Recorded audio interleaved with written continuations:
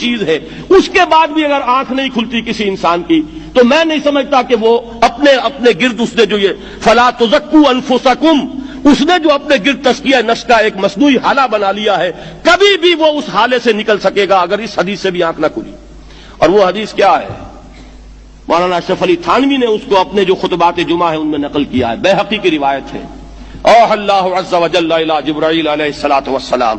ان اقلب مدینۃ کذا وکذا باہلھا، اللہ نے حکم دیا حضرت جبرائیل کو فلاں فلاں بستیوں کو الٹ دو اس کے رہنے والوں سمیت۔ قال فقال، حضور نے فرمایا، اس پر حضرت جبرائیل نے عرض کیا بارگاہ خداوندی میں، ان فیھا عبدک فلانا لم یعصک طرفۃ عین، پروردگار اس بستی کو الٹ دوں، اس میں تو تیرا فلاں بندہ بھی ہے جس نے کبھی پلک جھپکنے جتنی دیر بھی معصیت میں بسر نہیں کی۔ اب آپ اندازہ کیجئے، یہ جو ہے نا اپنے آپ کو رگڑنا اور مانجنا اور پوری زندگی رگڑنے میں اور مانجنے میں لگا دینا، ہم بعض بزرگوں کے تذکرے میں سنتے ہیں اتنے اللہ والے تھے کہ ان کا گھوڑا بھی کوئی مشکوک دانہ نہیں کھاتا تھا، اور وہ خود جو ہے وہ انگریز کی عدالت میں بیٹھے ہوئے اور انگریز کی نوکری کر رہے تھے۔ یہ ہے وہ مائکروسکوپک اور مائکروسکوپک کا عدم توازن، طاغوت کی چاکری کر رہے ہیں، انگریز کی ملازمت کر رہے ہیں، انگریز کے قانون کی تنفیذ کے اندر اعلی کار بن رہے ہیں، لیکن ذاتی تقوی اور ذاتی نیکی اور ذاتی للہیت جو ہے اس کا معیار یہ ہے کہ ان کا گھوڑا بھی مشکوک چارہ اور مشکوک کھانا نہیں کھا سکتا۔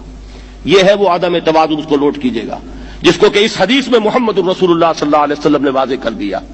کہ حضرت جبرائیل عرض کرتے ہیں کہ اللہ فلاں بستی کو الٹ دوں،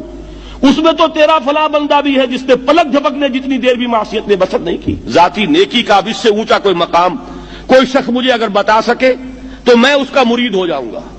اس سے اونچا کوئی مقام ہوگا کہ آنکھ جھپکنے جتنی دیر بھی کسی نے معصیت میں بسر نہیں کی، ذاتی نیکی کی معراج۔ لیکن حکم کیا ہوا بارگاہ خداوندی سے؟ قال فقال، حضور نے فرمایا، اللہ تعالیٰ نے حکم لیا جبرائیل کو، اقلب علیہ وعلیہ، الٹو اس بستی کو، پہلے اس بدبخت پر پھر دوسروں پر۔ کیوں؟ فإن وجہہ لم یتمعر فی ساعۃ قط، اس لیے کہ اس کا چہرہ کبھی میری غیرت میں سرخ نہیں ہوا، اس چہرے کا رنگ نہیں بدلا۔ بے غیرت انسان، بدیاں پھیلتی رہیں، میرے دین کو روندا جاتا رہا، میری شریعت کی دھجیاں بگڑتی رہیں، عوامر کا مذاق اڑایا جاتا رہا، نواہی کے لیے دنیا کے اندر جن چیزوں سے میں نے روکا اس کے لیے فلسفے تراشے گئے، اور یہ لگا رہا مست رکھو ذکر و فکر صبح گاہی میں اسے، یہ سوائے ذاتی اپنے اس اصلاح کے اور ذاتی تقوی کے اور ذاتی نیکی کے اور ذاتی عبادت گزاری کے یہ میدان میں نہیں آیا، اس کا خون نہیں کھولا کبھی، اس کے چہرے کا رنگ متغیر نہیں ہوا، لہذا یہ دوہرا مجرم ہے۔ یہ ہے وہ تصور جو یہاں پر نوٹ کیجئے۔ ہاں اس کے یہ معنی بھی نہیں ہے کہ نماز بھی نہیں پڑھ رہے، روزہ بھی نہیں رکھ رہے، اقامت دین کے کارکن ہیں، فرض نماز آ گئی ہے وہ چلی جا رہی ہے، جماعت کا کوئی اہتمام نہیں ہے۔ اب یہ دو انتہائیں ہیں، ایک انتہا یہ کہ وہ تزکیہ نفس جو ہے اسی میں وہ رگڑنے اور مانجنے کا عمل جاری ہے، ایک یہ کہ اس کا سرے سے کوئی تعلق ہی نہیں، اپنی ذات سے بحث ہی نہیں۔ وہ کیفیت وہ ہو گئی ہے جو یہود کی آئی ہے قرآن مجید میں کہ تامرون الناس بالبر وتنسون انفسکم وانتم تتلون الکتاب، کیا تم لوگوں کو نیکی کا حکم دیتے اور اپنے آپ کو بھول جاتے ہو؟ یہ دوسری انتہا ہے۔ پھر وہی بات عرض کروں گا، وہی بال سے زیادہ باریک اور تلوار کی دھار سے زیادہ تیز راستہ ہے جس پہ چلنا ہوگا کہ نہ یہ ہو کہ وہ مبالغہ ہو رہا ہو، اپنی ذاتی اصلاح میں تو مبالغہ کی حد تک آگے جا رہے ہیں،